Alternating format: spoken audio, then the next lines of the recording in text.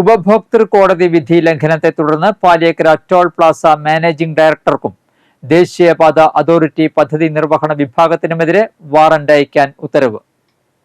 വരാക്കര സ്വദേശി ജോർജ് തട്ടിൽ സമർപ്പിച്ച ഹർജിയിലാണ് ഗുരുവായൂർ ഇൻഫ്രാസ്ട്രക്ചർ കമ്പനി എംഡിക്കും എറണാകുളത്തെ നാഷണൽ ഹൈവേ അതോറിറ്റി ഓഫ് ഇന്ത്യയുടെ പ്രോജക്ട് ഇംപ്ലിമെന്റേഷൻ യൂണിയനുമാണ് വാറന്റ് അയച്ചത്.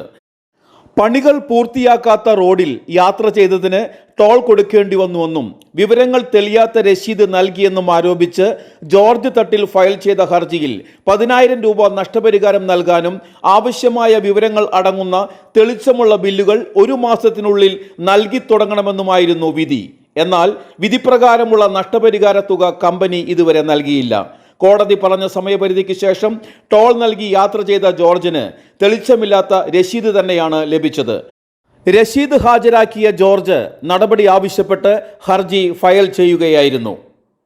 ടോള് തുടങ്ങിയ സമയത്താണ് ഞാൻ കേസ് കൊടുത്തത്. പിന്നീട് ഇതിൻ്റെ വിധി വന്നിട്ടുണ്ടായിരുന്നു 10,000 രൂപ നഷ്ടപരിഹാരം. ഞാൻ കേസ് കൊടുത്തത് ഒന്ന് സർവീസ് റോഡ് കംപ്ലീറ്റ് ആക്കിയിട്ടില്ല, പിന്നെ ലൈറ്റ് കംപ്ലീറ്റ് ആക്കിയിട്ടില്ല, പിന്നെ അവർ തന്നെ റെസീറ്റ് ഉണ്ട്. ആ റെസീറ്റ് മാഞ്ഞു പോകുന്ന റെസീറ്റായിരുന്നു. അപ്പോൾ കഴിഞ്ഞ ജനുവരിയിൽ കോടതി വിധി വന്നു, 10,000 രൂപ നഷ്ടപരിഹാരം കൊടുക്കണം, 1 മാസത്തിനുള്ളിൽ ഈ റെസീറ്റ് മാറ്റണം എന്ന് പറഞ്ഞു. പക്ഷേ അവർ റെസീറ്റ് ഇപ്പോഴും മാറ്റിയിട്ടില്ല.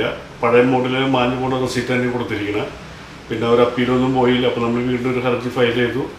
അപ്പോൾ അവർ റെസ്പോണ്ട് ചെയ്യാത്തതാണ് അറസ്റ്റ് വാറണ്ട് ഇഷ്യൂ ചെയ്തിരിക്കുന്നത്. ഗുരുവായൂർ ഇൻഫ്രാസ്ട്രക്ചർ കമ്പനിക്കെതിരെയും NHAയ്ക്കെതിരെയും. ഉപഭോക്തൃ കോടതി വിധി ലംഘിക്കുന്നത് 3 വർഷം വരെ തടവിനും 1 ലക്ഷം രൂപ പിഴയും ഈടാക്കാവുന്ന കുറ്റമാണ്. തൃശൂർ ഉപഭോക്തൃ കോടതി പ്രസിഡന്റ് CT സാബു അംഗങ്ങളായ S ശ്രീജ, R രാമോഹൻ എന്നിവർ പോലീസ് മുഖേന വാറണ്ട് പുറപ്പെടുവിക്കുകയായിരുന്നു. ഹർജിക്കാരന് വേണ്ടി അഡ്വക്കേറ്റ് AD ബെന്നി ഹാജരായി.